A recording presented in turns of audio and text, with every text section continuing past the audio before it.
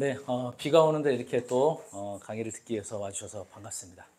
세종사이버대학교 학생분들도 계시고, 그리고 세종사이버대학교 아닌 분들도 계시죠? 혹시 계신가요? 여기 학교 소속이 아니신 분들? 안 오셨나요? 한 50명 오기로 했는데. 네, 안 오셨네요. 네. 일단 제 소개해 드리면요. 현재 여기 자산관리학부에서 부동산 권리분석과 경공매 투자 실무 과목을 강의하고 있고요. 그리고 PL에도 원격 평생교육원 현재 원장으로 있습니다. 그리고 현재 부동산 박사과정에 있습니다. 오늘 이제 다룰 주제는요. 가장 핫한 주제 중에 하나죠. 바로 AI 그리고 빅데이터. 사실은 그 산업 전반에 거쳐서 AI하고 빅데이터가 많이 활용이 되고 있는데 사실 부동산의 경우에는 타 산업 분야에 비해서 약간 늦은 편은 있어요.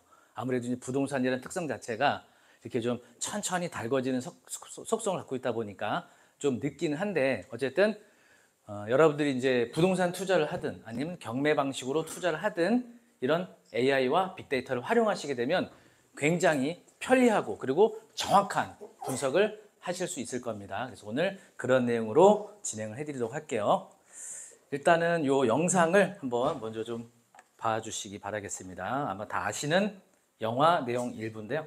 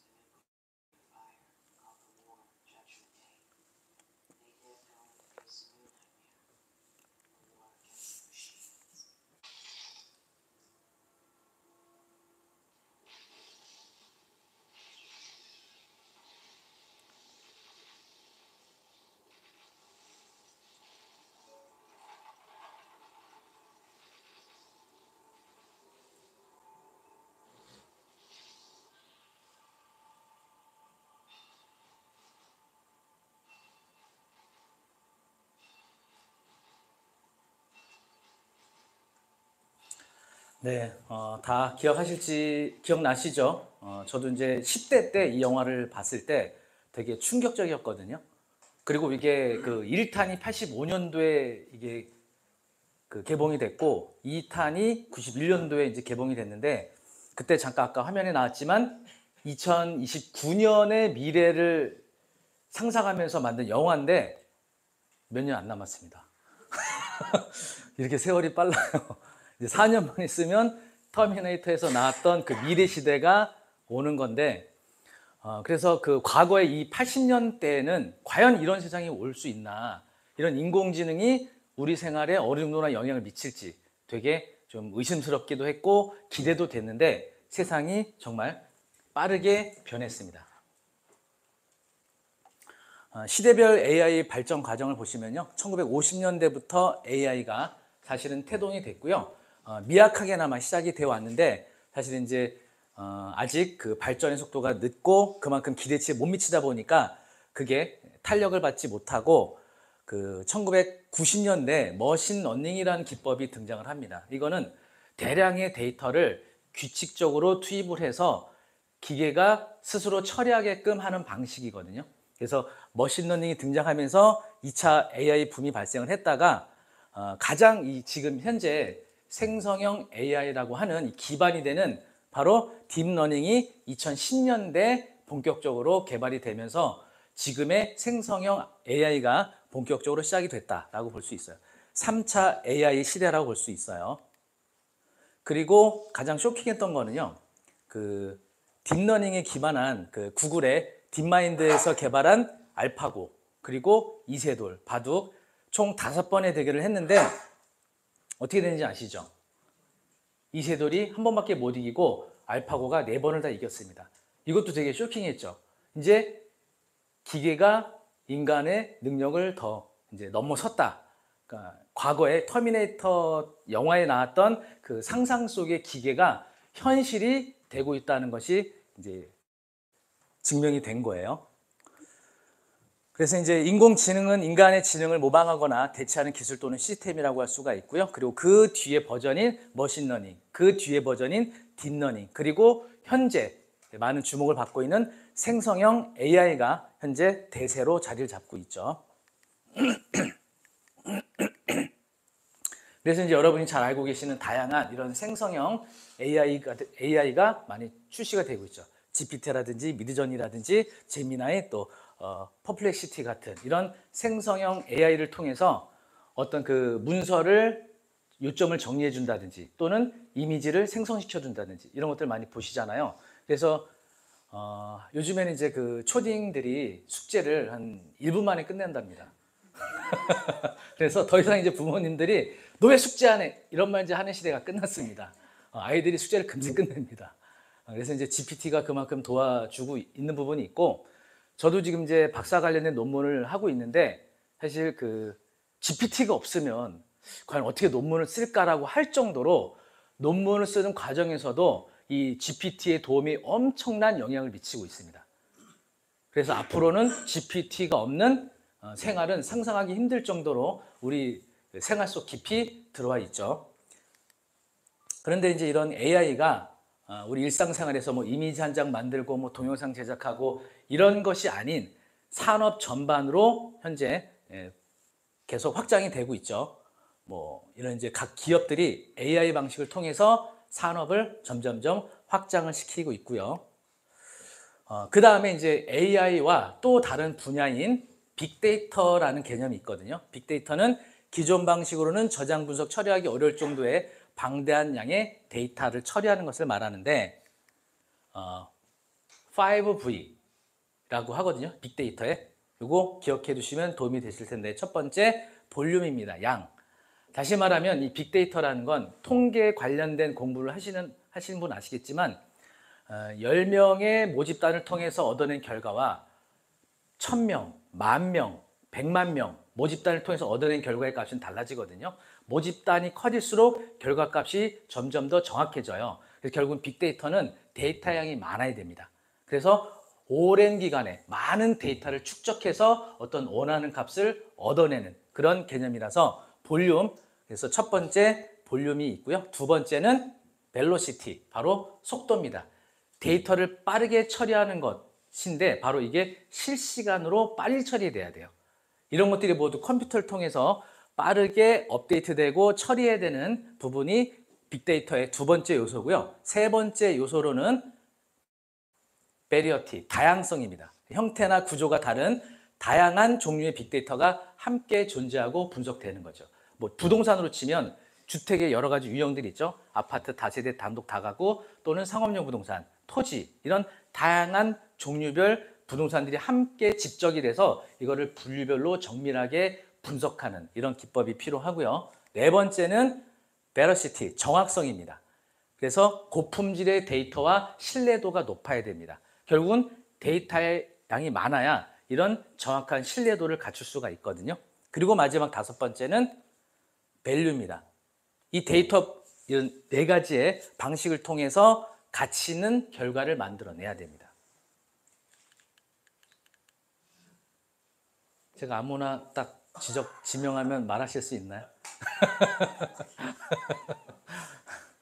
오늘도 여기 왔는데 비 오는 날 빅데이터 5V 기억해 가시면 좋죠. 이따 나갈 때 이거 외워야 집에 가실 수가 있습니다. 사실은 그래서 그동안의 부동산 투자는 여러분들도 분명히 이렇게 많이 하셨죠. 이게 딱 답사 갔다가 괜히 여기 돈 냄새가 나요. 뭔가 돈이 될 것 같아. 하고 싶어. 이렇게 사실 그동안 많이 해왔잖아요.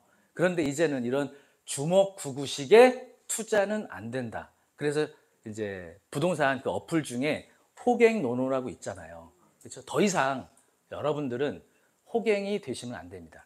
호구가 되면 안 된다는 거죠.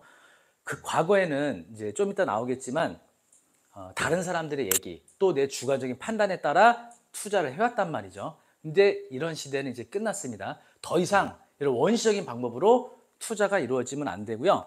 이 빅데이터를 통해서 통계 그리고 패턴을 기반으로 정확한 분석을 해서 리스크를 줄이고 논리적인 판단에 따라 결정이 돼야 됩니다. 기존 이제 부동산 경매 투자의 한계라고 하면 정보에 오류가 있을 수가 있죠.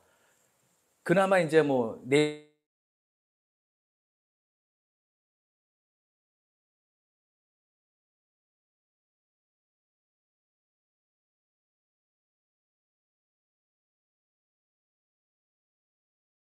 땅 있는 분, 몇 분 안 계시네.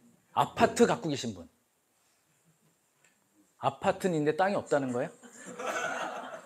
아파트 있으면 땅도 있는 거예요. 대지권 일부 비율로. 어쨌든 아파트든 상가든 토지든 우리가 이런 걸 취득할 때 보면은 누구의 권유로 사는 경우들이 많아요. 이거 좋아진대. 앞으로 뜰 거래. 이렇게 해서 투자를 하게 되는데 이제 이런 시대에 더 이상 머무르시면 안 됩니다.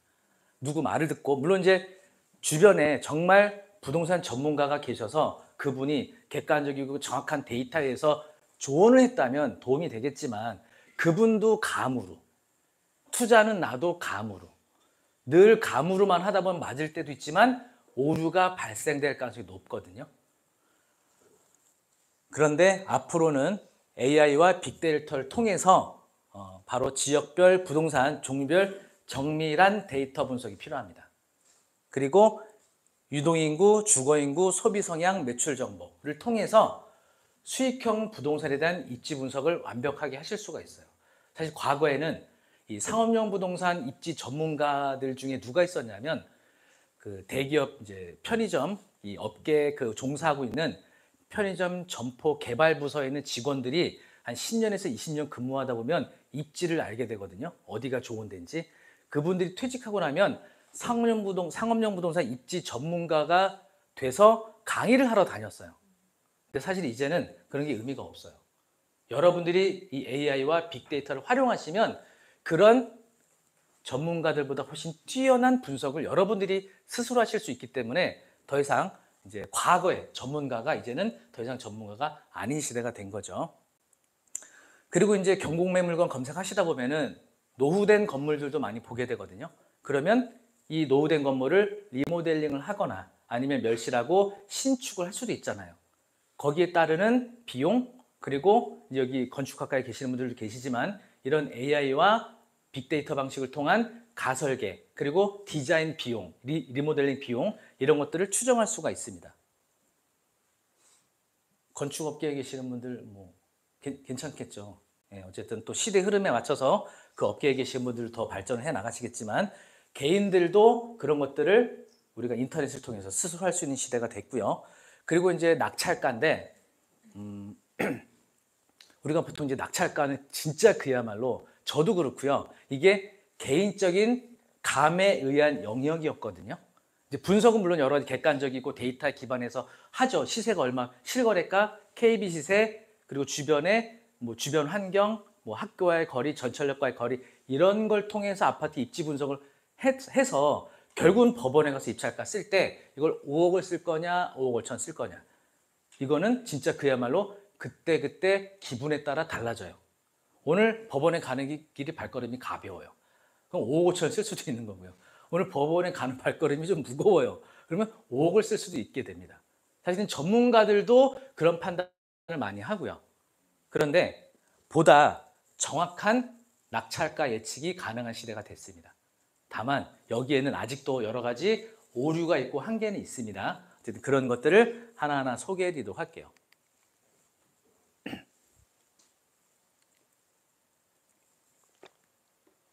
그래서 AI와 빅데이터를 활용한 경매 투자 분석은 뭐다?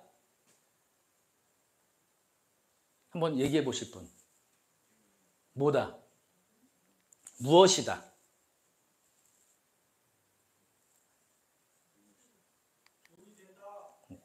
네. 과학이다. 이제 과학입니다. 경매 투자가 이제 과학이에요. 시대가 바뀌었기 때문에 그렇게 여러분들도 적응을 하셔야 됩니다. 일단은 그 상권 분석할 수 있는 사이트들이 여러 개가 있거든요. 이제 이런 공공 데이터들이 주로 신용카드를 통한 매출 정보와 또 핸드폰 기지국을 통한 인구 정보 이런 것들이 개인들은 이런 정보를 얻기 어렵죠. 공공에서 이런 데이터들을 취합을 해서 개인들에게 정보를 제공하고 있습니다. 그런데 여러 개의 사이트들이 있는데 오늘 제가 세 가지 사이트를 소개해 드릴 건데 각각의 사이트들마다 좀 특징이 있어요. 그것들을 제가 좀 알려드릴게요. 이 사이트를 이미 이용하고 계신 분들 계실 텐데 저도 이제 실제 실무에서 사용을 하고 있는 편입니다. 검색창에다가 서울시 상권분석 서비스 하시면 되고요. 주소명은 이렇게 되어 있습니다. 서울시에서 운영하는 사이트고 여기 이제 메뉴가 총 이제 세 가지가 있죠. 뜨는 상권, 나는 사장, 나도 곧 사장. 그래서 뜨는 상권은 그야말로 내가 선택한 지역에 대해서 어떤 상권들이 최근에 이슈가 되고 있는지, 인구가 늘어나거나 매출이 늘어나거나 개설되는 점포가 많아지거나 그런 지역들만 선별해서 알려주고 있고요. 나는 사장이라는 건 내가 현재 점포를 운영하고 있는데 이 점포 주변에 상권이 어떻게 변화하고 있는지 알아야 된다는 얘기죠. 예를 들면 나는 여기에 주로 30대부터 50대까지 남성을 대상으로 하는 업종을 영업을 하고 있었는데 시장이 바뀌어갖고 이제 10대, 20대가 이 시장에 많이 유입이 되고 있다? 그러면 그걸 빨리 캐치해서 업종 전환이나 이런 것들이 필요하겠죠.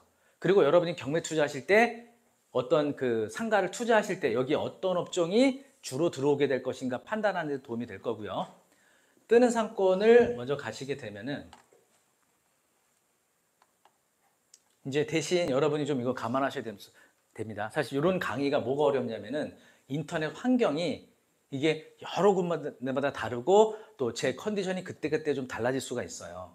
그래서 됐다가 안 됐다가 그럴 수가 있어서 이런 강의가 되게 어렵습니다. 사실은 제가 이거를 다 캡처해 갖고 보여드리려고 했는데 그럼 약간 생동감이 떨어져서 어쨌든 제 노트북을 가져와서 직접 시연을 좀 하면서 보여드리는데 원활하진 않을 수가 있습니다. 일단은 뜨는 상권에 보시면 이 글씨가 좀 작죠? 지금 이제 뜨는 동네, 뜨는 상권 여기 두 가지가 있습니다.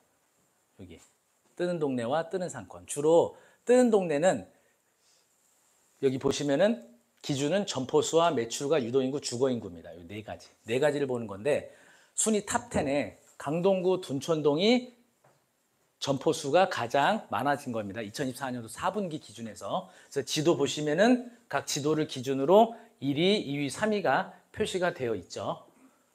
그래서 이건 이제 동네를 기준으로 표시를 해준 거고요. 오른쪽에 있는 뜨는 상권을 보시게 되면 가장 그 작년도 4분기 기준에서 상계동입니다. 상계동. 여기가 가장 뜨는 상권으로 현재 확인이 됐어요. 작년 4분기 기준에서. 그래서 보시면은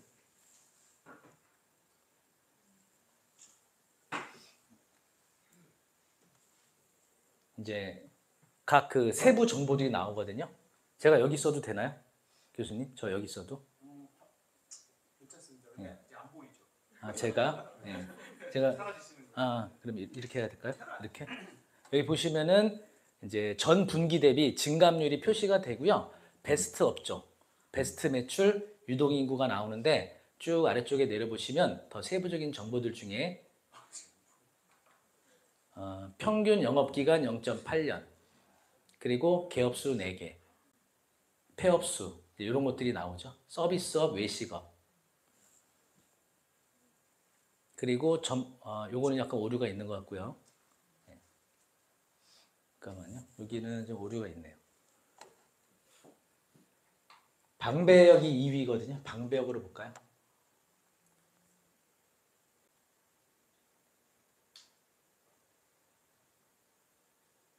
방배역에는 신생 기업 생존율 100%. 이 정도면 상당히 좋죠. 영업기간 3년, 2년, 그리고 개업수, 폐업수, 그리고 서비스업, 그 다음에 점포당 월평균 770만 원. 보시면은 자치구, 그러니까 서초구, 관내, 서초구하고 서울시의 평균보다 해당 상권이 약간 낮은 수준으로 나오죠.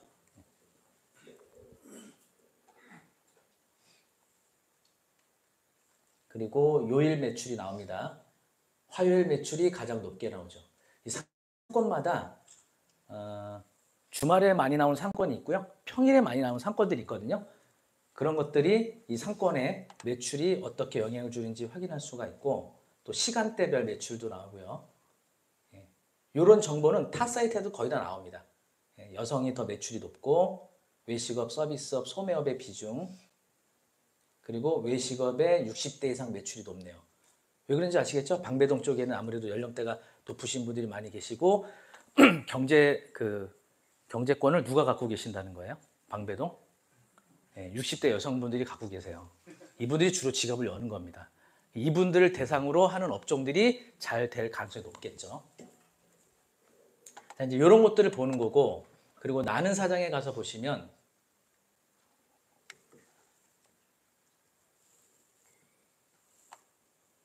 여기는 이제 내가 운영하고 있는 상가의 주변 그 분석을 하는 겁니다. 예를 들면 점포 위치, 건대 입구역으로 한번 해보겠습니다. 그 다음에 업종은 외식업 중 한식 음식으로 결정을 하고요. 그리고 분석 영역 500m 적용하면 이렇게 건대 입구 반경 500m가 선택이 되고요. 분석을 하시게 되면 내가 그 영업하고 있는 바로 그 주변으로 분석 리포트가 나옵니다. 아까 그 정보가 똑같아요. 오른쪽에 보시는 것처럼. 요일별 매출, 연령대별 비출, 성비 이런 것들이 나옵니다. 그리고 유동인구에 대한 정보도 나옵니다. 이렇게. 그래서 보시면은 이렇게 각 골목길별로 색깔로 유동인구가 표시가 되죠. 근데 사실 요거보다 더 가독성이 좋은 사이트가 또 있어요. 요 골목길별 유동인구. 그건 잠시 다른 사이트 통해서 보여드리고요. 그리고 윤고 밀도는 이렇게 색깔로 표시가 되죠. 그래서 요거는 이런 정도로 활용하실 수 있는 사이트가 되겠고요. 그리고 이거보다 사실 더 소상공인들한테 더 다양한 정보 제공하는 사이트는 요거 같아요. 소상공인 365.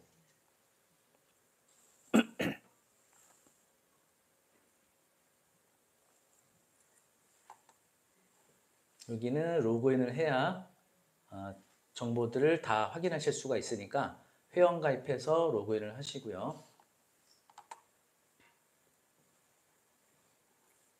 여기 상단에 빅데이터 상권 분석 있죠. 내려보시면 상세 분석. 여기 가시면 아까 그 서울시 상권 분석 서비스하고 비슷한 서비스입니다. 예를 들면 여기서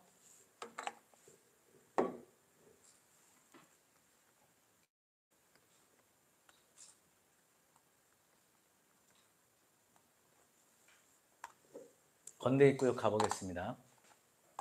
간 다음에 소매 그리고 편의점 선택하고 반경을 500m 선택해서 분석하시게 되면 아까 그 서울시 상권 분석 서비스하고 유사한 데이터들을 여기서 확인하실 수가 있어요. 매출, 그 월별, 성비, 시간대별 매출 이런 것들이 여기 다 나옵니다. 이런 정보들이. 그리고 여기서 흥미있는 데이터는 뭐가 있냐면요. 여기 보시면 상권시장 핫트렌드에서 핫플레이스 분석이 있습니다. 핫플레이스. 여기서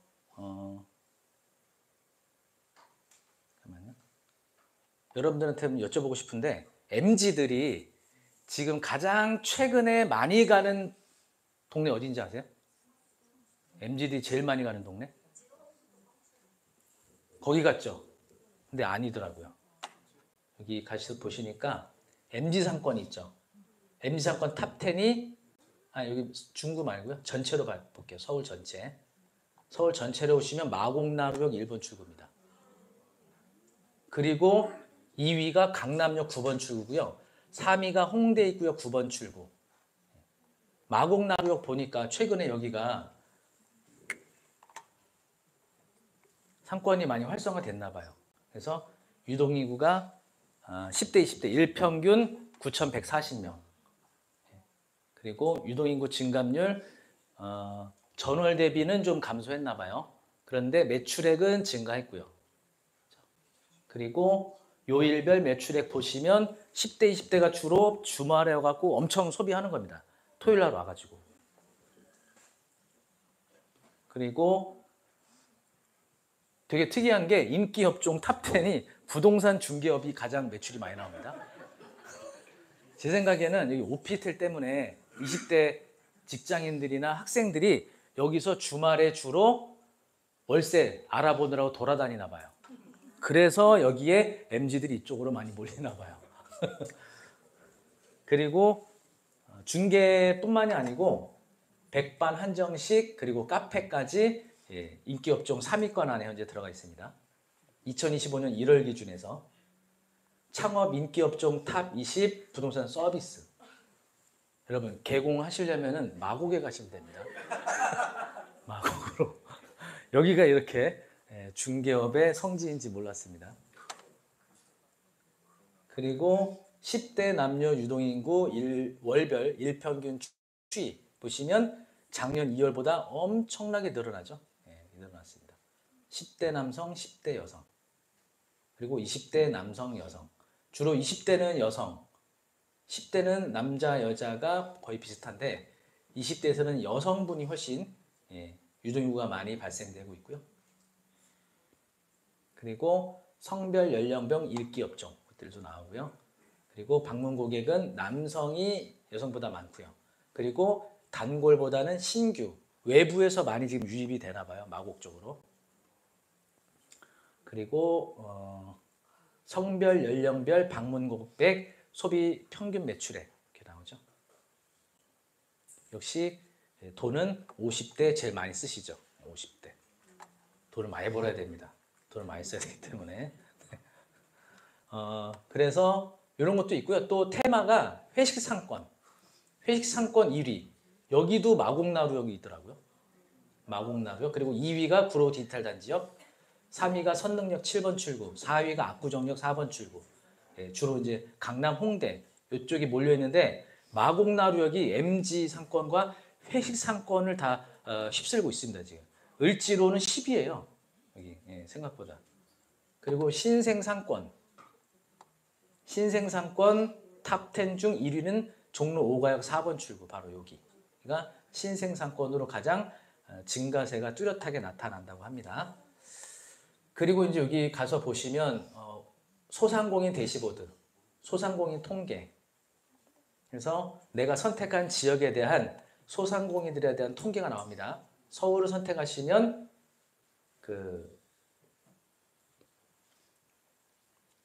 소상공인 증가세, 감소세. 강서구가 가장 높아요. 3.9. 강서구 3.9. 소상공인들이 많이 늘어났다는 얘기죠. 그리고 가장 감소세가 크게 나타난 곳은 서초구 마이너스 4%. 그리고 월별 유동인구와 또 소상공인 BSI 체감지수죠. 그래서 전망은 좀 상승으로 전환이 된 상태입니다. 지난 3월 달을 기점으로 이런 것들이 확인이 되고요. 기타 이제 소상공인 대시보드에 가시면 매출, 업소, 인구 통계 이런 것들도 다 지역별로 확인을 하실 수가 있으세요. 그리고 나이스 비즈맵은요, 주로 저는 어떨 때 이걸 사용하냐면 각 골목길을 더 가독성 좋게 유동인구 확인할 때 이 사이트를 이용하거든요. 다 이런 것들이 무료입니다. 현재 다 무료로 열려 있고요. 나이스 비즈맵에 가시면 아까 서울시 상권분석 서비스를 통해서도 각 골목길의 유동인구 유입량을 색깔로 확인할 수가 있는데 여기는 등급을 매깁니다. 1등급부터 10등급까지.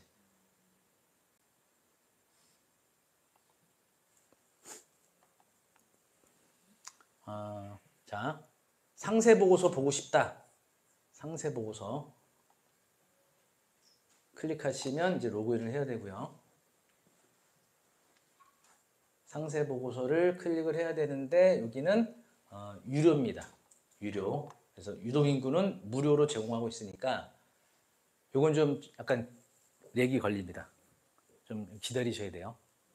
그래서 컴퓨터 끄시면 안 됩니다. 성격 급하신 분들. 이게 다운된 게 아닙니다. 좀 기다리셔야 돼요. 이게 골목길에다가 등급을 표시해야 되다 보니까 이게 컴퓨터 메모리를 좀 많이 잡아먹어요. 기다리셔야 되고.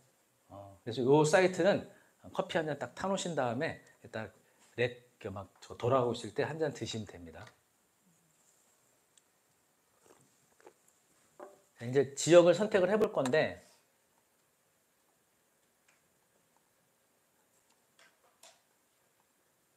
서울 여기 건대 쪽 한번 볼게요. 광진구, 화양동. 이 시간이 좀 걸리죠. 예. 이 데이터가 워낙 많다 보니까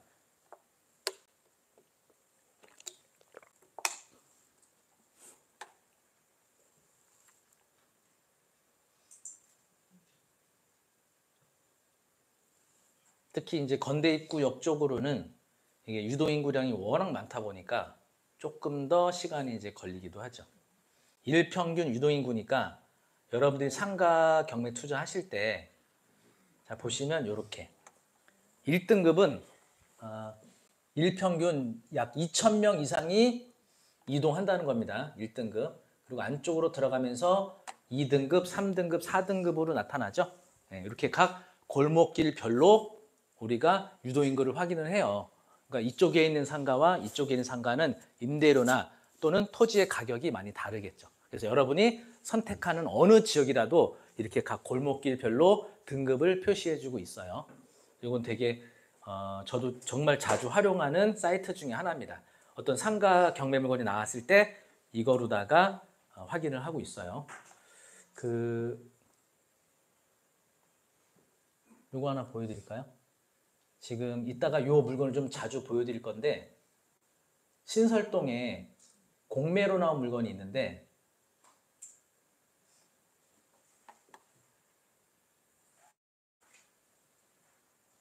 파출소가 나온 게 있거든요. 파출소.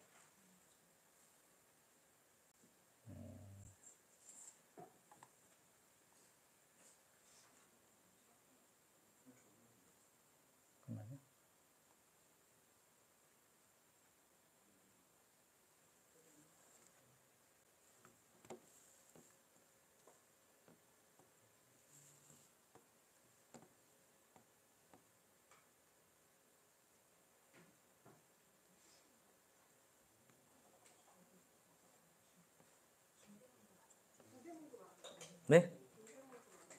근데 그죠? 근데 왜 안 나타나지?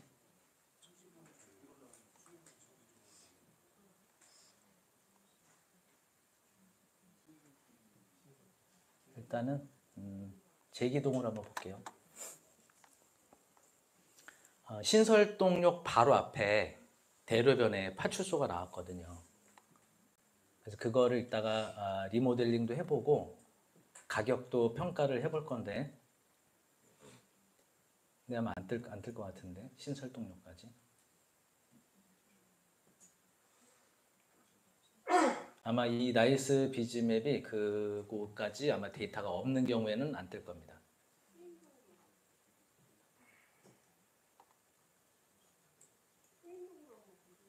어디요? 숭인동. 네, 이거 한번 기다려 봐야 돼요. 이거 안 되면 넘어가야 됩니다.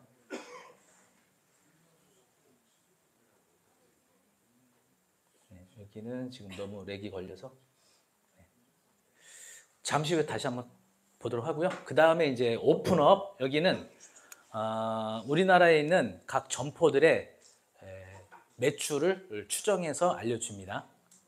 그래서 더 이상 이제 물론 이 데이터는요 신용카드 매출을 통해서 추정을 하는 거거든요. 근데 이게 정확도가 좀 떨어진다는 좀 비판이 많이 있습니다. 그러니까 어떤 매장은 실제 매출보다 높게 잡히거나 어떤 매장은 실제 매출보다 낮게 잡히거나 근데 대체적으로 평균적으로는 낮게 잡히는 매장들이 많대요. 예를 들면은 뭐 볼게요.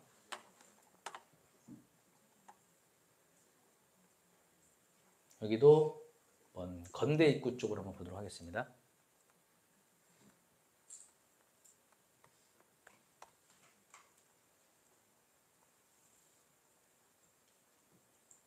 자, 요거 이제 로그인을 해야 되니까 여러분들도 아이디가 없으신 분들은 로그인을 해주시고요.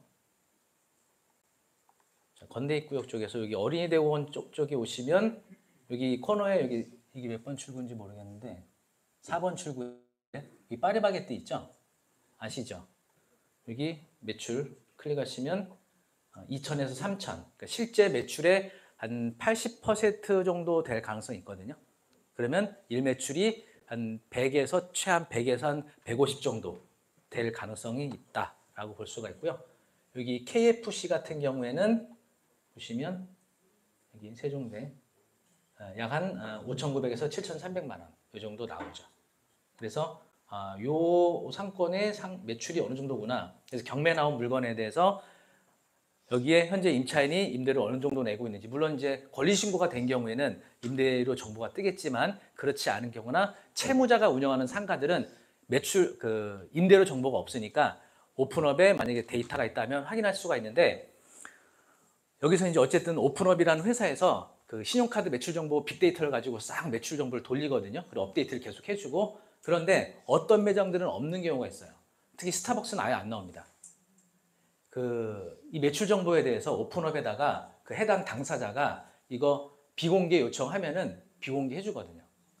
그래서 제가 스타벅스 매장들을 다 확인을 해봤는데 스타벅스는 전체적으로 다 비공개입니다. 네. 그래서 스타벅스 매출은 현재 공개가 여기서 안 되고 있고요. 혹시 여러분 중에 인왕산에 있는 초소 책방 아세요? 네. 이거 제가 강의 때도 여러 번 말씀을 드렸는데, 더숲 초소 책방 매출이 현재 보시면 8,500에서 1억 정도 나옵니다. 여기 임대료가 얼마인지 기억나세요? 낙찰받은 임대료가 월 500 내고 있어요. 500인데 제 생각에는 1억 훨씬 더 나올 거로 보거든요. 그러면 어때요? 영업수익이 이 정도면 잘 나오죠. 여기 한번 장사해보고 싶으세요? 해보고 싶으세요? 올해 가을에 나와요, 여러분. 인왕산 초소책방 만기입니다. 올해가 온비드에서 다시 아마 나올 거예요.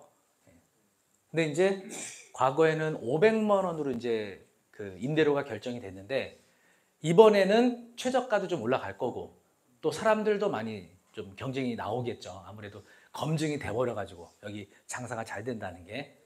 이렇게 해서 각 점포들 매출 정보들을 확인을 하실 수가 있겠습니다. 여기 검대 입구 떴네. 아니 신설동. 근데 6이거든요. 제기동이 워낙 이게 많으니까 어쨌든 상당히 좀 렉이 많이 걸립니다. 이게 데이터가 워낙 방대해서. 그 다음에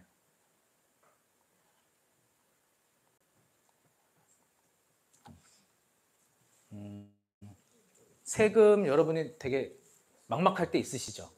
세금 요즘에 특히나 취득세, 재산세, 종부세, 양도소득세, 그죠? 이거 그 세무사한테 가서 물어보면 세무사님들이 사실 쉽게 사실 답변하기 어렵죠. 이게 왜냐하면 질문이 한번 이어지기 시작하면 한두 끝도 없거든요. 그래서 이거를 AI 방식으로 계산해주는 셀리몬이라는 사이트가 있습니다.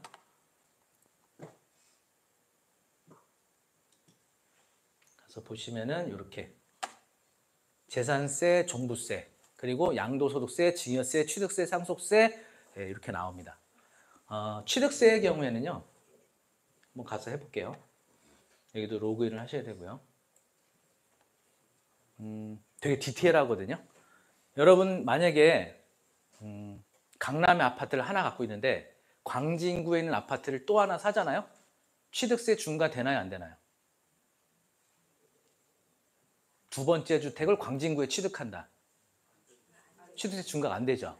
근데 광진구에 아파트 하나 갖고 있는데 강남의 아파트를 두 번째 주택 취득한다. 그래서 중과가 되죠. 네, 그런 옵션들이 여기 다 들어가 있어요.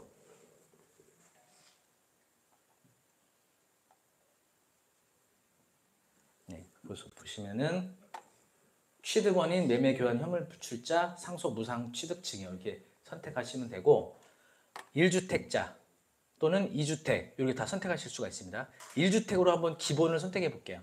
취득가액을 6억으로 한번 해보겠습니다. 이런 건 되게 심플하죠. 계산하기 하면은 이거는 볼 것도 없죠. 이렇게 해서 취득세 그리고 농특세는 이제 감면이고요. 지방교육세가 0.1 해서 취득세율은 합계 1.1% 이렇게 나오죠. 그렇죠? 1.1%. 이거는 우리가 그냥 이거 안 돌려도 다 알 수가 있죠. 자, 이번에는 2주택인데 조정대상 지역이다. 85제곱미터 이하. 조정 대상 지역은 좀 금액이 높으니까 한 15억 정도로 해보겠습니다. 15억, 2주택. 그러면 취득세율이 여기 8%로 잡히죠. 8%. 그죠? 그리고 지방교육세가 세율이 0.4 해서 총 합계 세율은 8.4%. 1억 2,600 나옵니다. 조정지역 내에서 그러니까 강남이나 성초, 송파 쪽에서 15억짜리 아파트를 두 번째로 취득하시게 되면 취득세가 1억 2,500이 나와요. 이렇게 이제 계산하는 게 있고, 또 여러분이 사실 제일 궁금해하는 게 뭐예요? 양도소득세죠. 양도소득세. 클릭하면은 양도소득세는 유료입니다.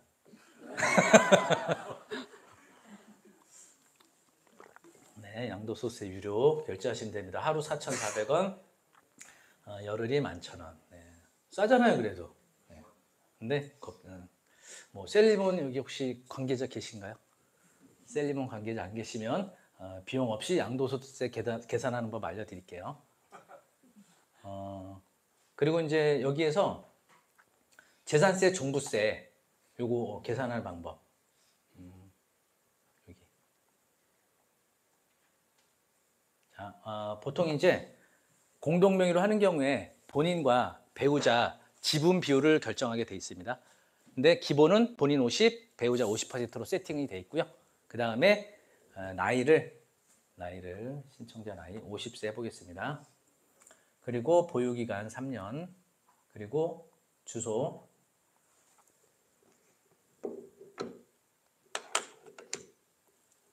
비싼 거를 해야 이제 아마 차익이 나실 거니까 일단은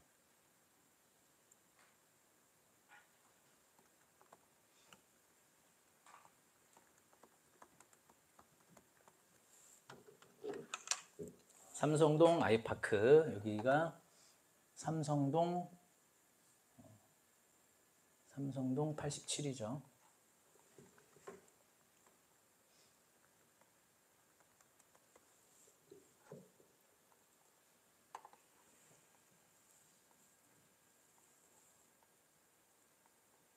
네, 여기 엄청 고가 아파트거든요. 아무거나 선택을 해보겠습니다.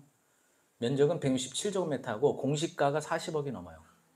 자, 요거를 종부세를 계산해 볼 건데 재산세하고 보시면은 한 번에 금세 나옵니다. 그래서 보시면은 본인 1,000만 원, 배우자 1,000만 원에서 종부세 이렇게 부부 합계 2,000만 원이 나옵니다. 재산세가 1,100 그리고 종부세가 900만 원. 그렇죠? 이거 부부가 공동 명의로 갖고 있을 때 단독 명의로 갖고 있었더니 종부세가 1,800 나옵니다. 아시죠? 부부가 공동 명의로 하면 각각 9억씩 공제되지만 단독 명의로 있을 때는 12억 공제가 되니까 이렇게 그죠? 그래서 종부세는 부부가 공동 명의로 하는 게 훨씬 낮아집니다. 재산세는 똑같이 나오지만 이렇게 뭐 이건 다 알고 계시죠? 그래서 다양한 옵션을 선택해서 그 명의의 지분도 선택하실 수가 있고요. 각 그 면적에 따라 또 금액에 따라 재산세, 종부세를 계산해 내실 수가 있습니다. 주택 수도 다 계산하실 수가 있고요. 그러면 양도소득세는 어디서 계산할 수 있느냐? 홈택스에 있습니다. 홈택스. 뭐 다 알고 계실 수도 있는데 홈택스에 가시면 양도소득세를 계산하는 메뉴가 있는데 여기 오른쪽에 모의계산이 있거든요. 여기 모의계산 이거 누르시면 됩니다. 그러면 양도소득세 자동계산이 되죠. 이렇게. 그래서 그 중에서 양도소득세 간편계산, 한 개 부동산 양도 계산하기. 여기다가 취득일자, 양도일자, 양도가액, 취득가액 딱 입력하시면은 양도소득세가 딱 계산이 됩니다. 무료로 이건 이용이 되세요. 이렇게 해서 취득세,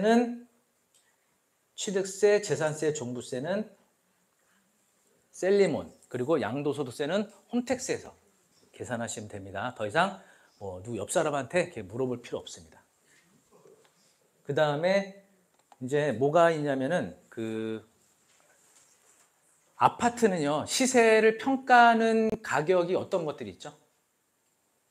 아파트 시세하는 평가하는 항목들이 일단 KB 시세, 실거래가, 그리고 호가 이런 것들이 다양하게 나오잖아요. 그래서 아파트에 대한 가치는 가격을 판단하는 건 이렇게 어렵지가 않아요. 워낙 다양한 사이트를 통해서 확인하면 되니까.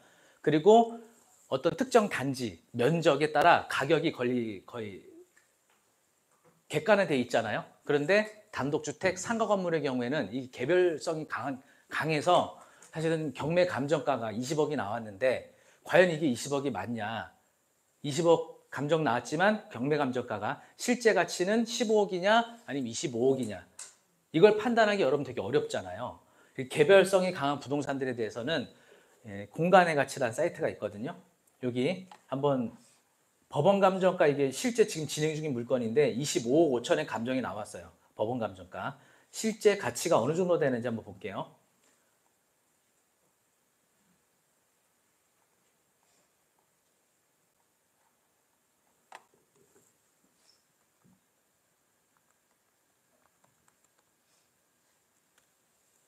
문정동 9-3 하면 바로 뜹니다. 29억 나와요. 29억.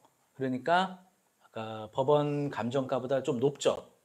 그렇죠? 근데 공간의 가치가 AI를 통해서 추정한 금액이 있는데 이것만 믿고서 이거 그럼 이거 29억짜리인가 이러시면 안 되죠.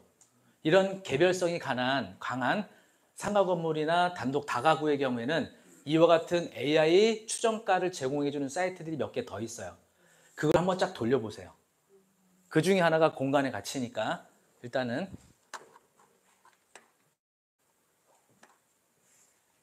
자, 그런데 여기는요, 보시면은 상세 정보는 정의원에 가입해야 되거든요. 상세 정보. 금융기관 대출 담당자거나 엔터프라이즈 정회원이어야 돼요. 그렇죠? 그래서 여기는 가격만 확인이 되는 겁니다. 29억. 그리고 아까 이제 말씀드렸던 신설동에 있던 파출소 공매물건이거든요. 감정가가 19억 8천에 나왔어요. 여기 뭐 볼게요.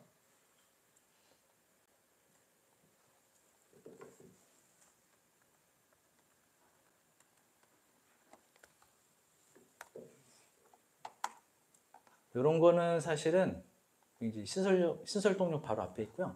명도할 필요도 없습니다.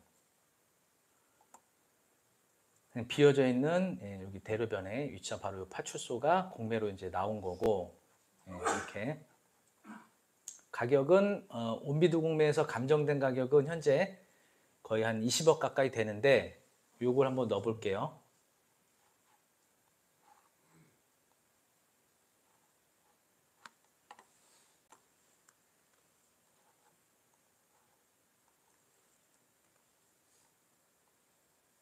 넣었더니 조금 높게 나오네요. 21억 나와요. 추정가. AI 추정가. 이따가 다른 사이트로도 한번 비교해 볼게요.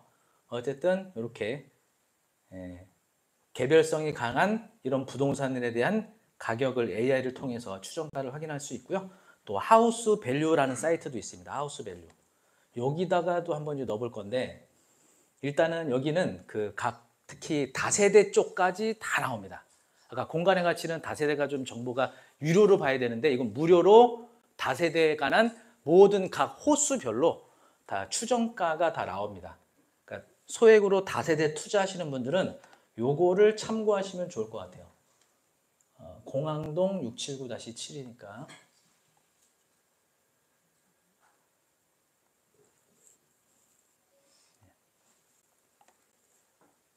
자, 보시면 왼쪽에 여기 호수, 그러니까 몇 호였죠? 504호죠. 여기다가 504호 딱 넣으면 여기 상단에 쭉 바가 움직이죠? 예. 현재 추정 가격이 1억 9,900 나옵니다. 거의 한 2억 정도. 그런데 경매 감정가는 2억 3,900 나오죠. 이게 여러 가지 이유가 있어요.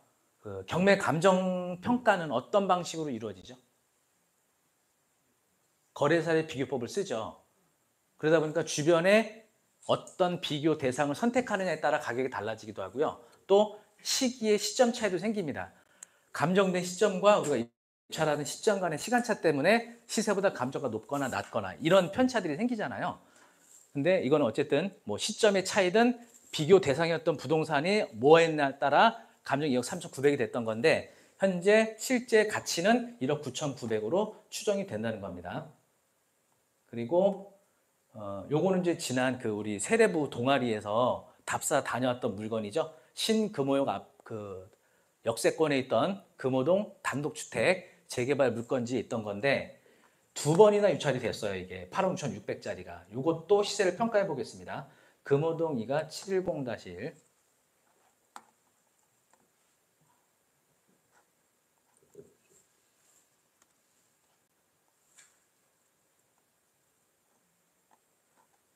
자, 보시면은 7억 8,600 나오죠.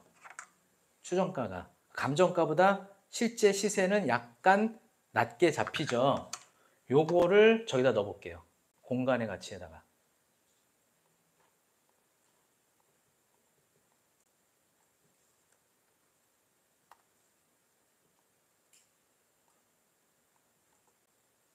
여기 8억 1천 나오죠.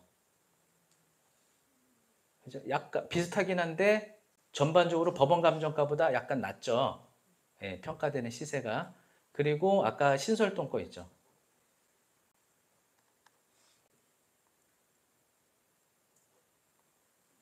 신설동 76-89. 다시.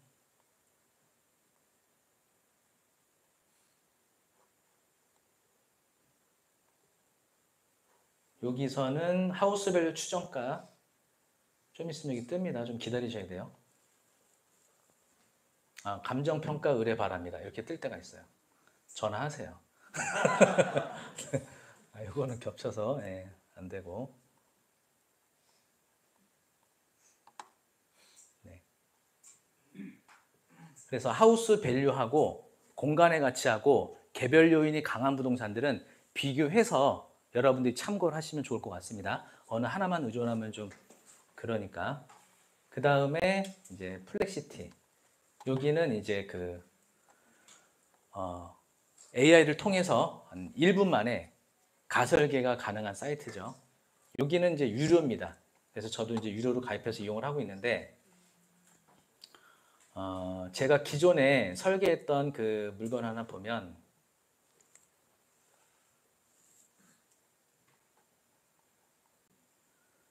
이게 2019년도에 흑석동에 단독주택이 경매로 나왔었던 거 있거든요. 이렇게 단독주택 14억 1,500이었는데 3명이 들어가서 신건에서 16억 1천에 낙찰했던 물건이 있는데 요거를 제가 가설계를 떠봤습니다. 그랬더니 이렇게 4층짜리로 이렇게 딱 그죠? 바로 나오죠. 이거 실제 돌리면은 한 1분도 채 안 걸려요. 근데 제가 이미 이렇게 돌려가지고 한 거고요. 이게 상세 결과 확인하시면 사업성 분석 리포트 가서 보시면 이렇게 전용 면적과 공용 면적 이런 정보들이 여기 다 나옵니다. 분양가, 임대료 추정까지 이렇게.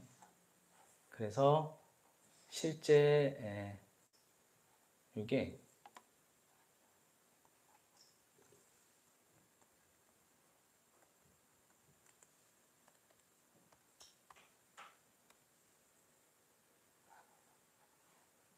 중앙대 쪽에 있는 이제 건물인데 그 허름한 단독주택을 멸실하고 이렇게 할리스 건물이 이제 들어섰습니다.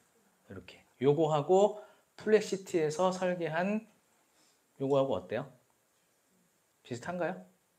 네, 네. 그래서 요 가설계를 통해서 이런 실제 건물이 이제 지어질 수도 있는 거죠. 물론 이제 플렉시티에 있는 것만 가지고 설계를 하기엔 무리가 있는데 어쨌든 사업성을 대략 검토해 보는 거예요. 우리가 경매물건 나왔을 때 노후된 그 저층 건물이거나 나대지 상태에서 이런 기획 설계를 했을 때 어느 정도 규모의 건물을 만들어낼 수 있는지 이 그 플렉시티에서 제안도 해줍니다. 용적률 건폐율 적용해서. 그 다음에 이거는 이제 우리 방을 한번 인테리어를 다양한 스타일로 한번 만들어 보고 싶다. 이럴 때 해볼 수 있는 AI 인테리어입니다. 드림이나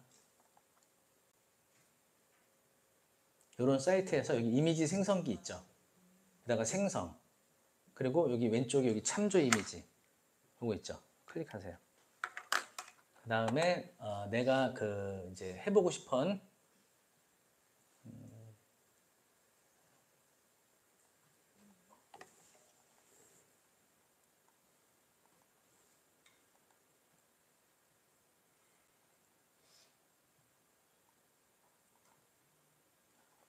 이제 오래된 이런 건물을 그냥 이거는 여러분이 그냥 느낌만 한번 이렇게 뽑아내는 거예요. 자, 요거를 갖다가 여기다가 프롬프트를 넣으시는 겁니다. 모던한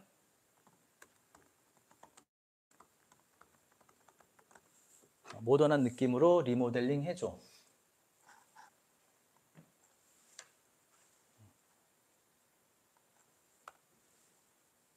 그러면 이제 얘가 한 4개를 뽑아줍니다. 이미지. 근데 뭐 이게 아주 썩 마음에 드는 정도는 아닌데 그냥 느낌만 이렇게 하면은 괜찮겠다 싶은 이제 정도로 만들어 보는 겁니다.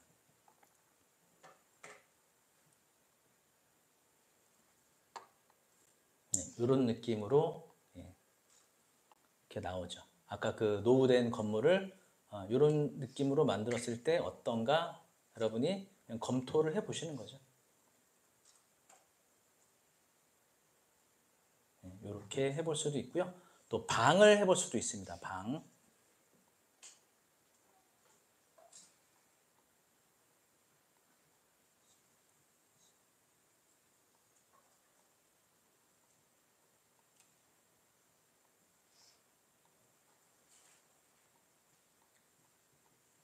이거 기존 거 삭제하는 게 네, 여기까지. 방을 좀 해야 되는데 그건 제가 기억이 안 나서. 네. 그 다음에 이제 리얼한 사이트가 있는데 이거는 리모델링 예산을 계산하는 사이트입니다. 리모델링. 오래된 건물들.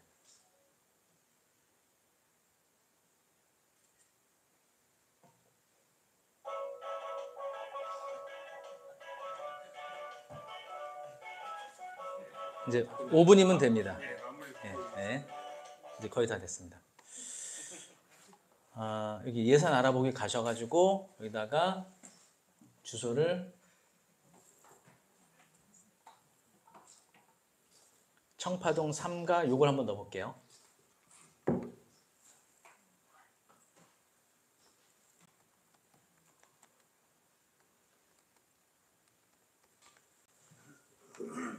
그러면 이렇게 건축물장 정보가 나오고요. 증축된 규모, 기존 규모 선택하시면 기존 규모를 이렇게 해서 베이직, 프로 버전으로 선택하실 수 있고 공사 진행했을 때 외장재 선택하면 아래쪽에 비용이 쫙 금세 바뀌죠. 이렇게 그리고 창호, 프리미엄, 스탠다드, 라이트 버전에 따라 금액이 달라지고요. 엘리베이터 신설한다 그러면 1억 5천 정도가 올라가죠. 그리고 내부 인테리어 프리미엄, 스탠다드에 따라 이렇게 나오고 견적받기 클릭하시면 상세 내용이 PDF로도 다운로드가 됩니다. 100% 정확한 건 아닌데 이 정도로 추정치로 예산을 뽑아볼 수 있다는 겁니다. 이렇게 PDF로. 이게 다 무료로 돼요.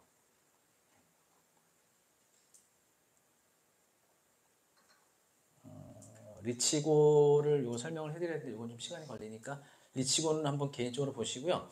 그리고 이제 낙찰가에 대한 부분인데 지지옥션에서 야심차게 그 AI 서비스를 제공하고 있거든요. 그래서 이제 그 여기 보시면 이렇게 AIG 3.1 낙찰 예측 시스템. 그래서 제가 몇 개를 확인을 해봤는데 지금 요거 이제 낙찰가가 8억 1,100으로 예측을 했는데 실제 낙찰가가 8억 8천. 한 7천만 원 정도 밑으로 됐죠. 그리고 요거 강일동에 있는 요 아파트는 6억 8천으로 예상을 했는데 6억 5,800에 되고 그러니까 실제 낙찰가보다 높거나 낮거나 이런 현상들이 생기죠. 물론 이제 높이 제한을 해야 낙찰이 되겠지만 뭐 실제 낙찰가보다 요 정도 한 그 2,100만 원 정도 차이가 난 거죠. 근데 요거 그 수서동에 있는 삼성 아파트 같은 경우는 아주 정확하게 예측했더라고요. 19억 2,200으로 예측을 했는데 낙찰이 19억 1,000에 됐어요. 아주 근소하게. 그래서 현재 이런 시도들이 계속 되고 있는데 아직 그 정확도가 좀 떨어지긴 합니다. 그래서 근데 제 생각에는 이게 낙찰가 예측 시스템은 이런 그 이름이 이게 맞진 않아요. 왜냐?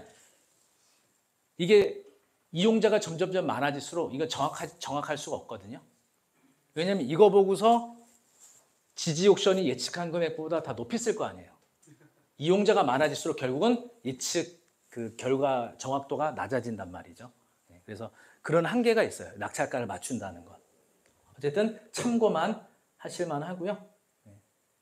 그리고 이제 권리 분석에 대한 건데, 이게 이제 대금 미납했던 사건인데, 물건 명세서 보시면, 여기 이제 대항력인 임차인이 있었고, 임차인이 2번의 증액을 했어요. 보증금을 증액. 근데 문제는 증액한 그 계약서에 대해서 확정일자가 없거든요. 확정일자가. 확정일자가 없으면 우선 변제권이 없기 때문에 배당이 안 돼요.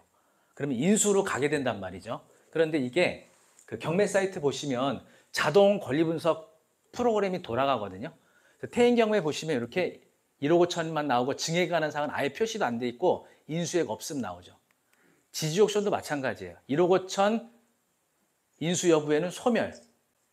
그러니까 이 두 개 사이트 모두 다 우리나라에서 대표적으로 유명한 사이트인데도 불구하고 권리관계에 대한 약간의 난이도가 생기면 이렇게 오류를 일으켜요.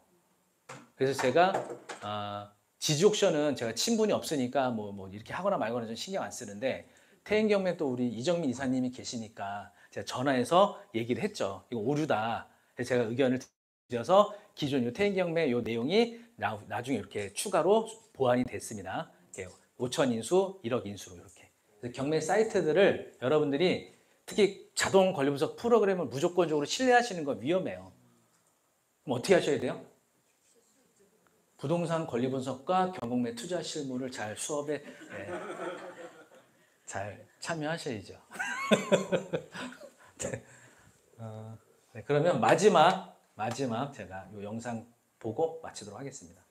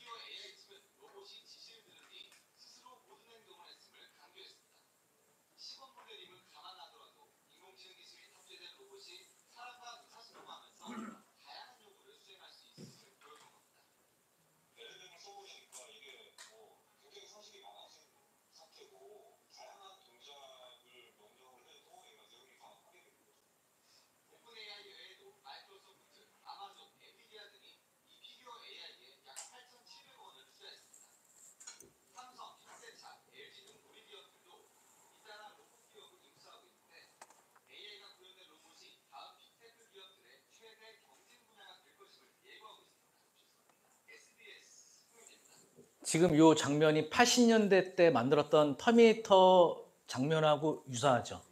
그런 시대가 지금 왔습니다. 10년 후는 과연 이 AI가 어떻게 변화될지 정말 우리가 약간 겁도 나기도 하는데요. 그 일론 머스크도 AI는 인류가 직면한 가장 큰 존재적 위협이다라고 했고, 또 오픈 AI CEO인 샘 올트먼도 AI는 인류를 위한 최고의 도구가 될 수도 있고 최악의 무기가 될 수도 있다. 그리고 전 구글 CEO였던 에릭 슈밋도 AI는 우리가 알던 세상을 완전히 바꿀 것이다. 그리고 제프리 힌튼이라는 그 토론토 대학교 교수님께서도 AI는 우리가 알던 세상을 완전히 바꿀 것이다. 그래서 경매를 위해서는 권리 분석이 중요한데요. 자동 권리 분석 프로그램들이 나오고 있는데 사실은 권리 분석이라는 게 이렇게 심플한 것만은 아니거든요. 심플한 권리 분석 물건은 아마 잘 해낼 겁니다. 그런데 아주 깊이 있고 더 많은 것들을 검토해야 되는 권리 분석과 관련된 물건들은 아직 현재 AI 단계로는 이거를 완벽하게 해결하기 어렵거든요. 그래서 경매 사이트 또는 권리 분석 프로그램을 이용한 이런 사이트들 사용은 좀 주의를 하셔야 됩니다. 여러분이 스스로 분석을 하실 수 있을 정도까지 공부하셔야 되고, 그 다음에 가치 분석을 하시는 건데, 이런 가치 분석에 대해서는 제가 소개해드렸던 다양한 빅데이터 AI 사이트를 통해서 활용하시면 충분히 여러분들도 이와 같은 부동산 전문가로 거듭나실 수가 있고요. 그 다음에 대출과 세금이죠. 그래서 최근 이제 대출 관련된 AI 사이트들도 많이 나타나고 있거든요. 그래서 대출, 세금, 예산을 잘 미리 세우셔야 수익을 정확하게 만들어내실 수 있을 거고요. 마지막은 뭐죠? 우리가 이제 빅데이터 AI를 다 활용했습니다. 그렇죠? 네, 마지막에 여러분이 실천을 하셔야 됩니다. 네, 제 강의는 여기까지입니다. 감사합니다.